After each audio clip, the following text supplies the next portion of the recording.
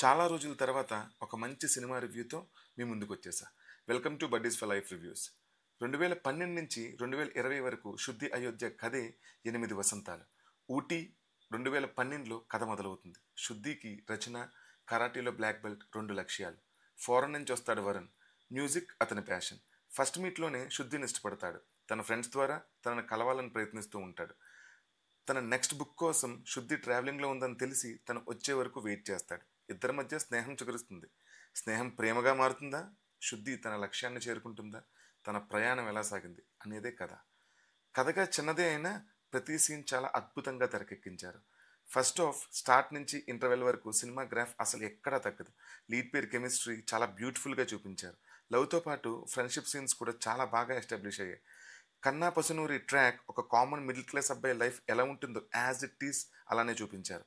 మంచి poetic ఫీల్తో, soulful మ్యూజిక్తో కన్నులకి కనువిందులా, చెవులకి వినసొంపుగా ఉంటుంది. ఇంటర్వెల్ సీన్ డైలాగ్స్ మాత్రం ప్రజెంట్ సొసైటీలో చాలా లవ్ స్టోరీస్ని రిఫ్లెక్ట్ చేస్తుంది. After fantastic first half, second half కొంచెం ఫ్లాట్ అయిపోతుంది. గురువు గొప్పదనాన్ని చాలా బాగా వివరిస్తారు. అప్పటి వరకు రియలిస్టిక్ లవ్ స్టోరీ చూసిన ఫీల్ నుంచి సినిమాటిక్ లవ్ స్టోరీలోకి వచ్చేస్తాం. సెకండ్ హాఫ్ అంతా ప్రొడక్టబుల్గా రెగ్యులర్ ఫార్మెట్లో ఉంటుంది. ఒక మంచి క్లైమాక్స్తో ముగుస్తుంది. First half and second half common point ఏంటంటే డైలాగ్స్లో ఇంటెన్సిటీ. ప్రతి డైలాగ్ కూడా ప్రజెంట్ లైఫ్స్కి కనెక్ట్ అయ్యే విధంగా ఉంటాయి. సినిమాకి main pillar Ananthika. She got very good role in her second movie itself. చాలా తక్కువ మందికి ఆపర్చునిటీ వస్తుంది. మొదలైన ఫస్ట్ ఫ్రేమ్ నుంచి ఆఖరి ఫ్రేమ్ వరకు శుద్ధి క్యారెక్టర్లో షీ లివ్డ్ అప్.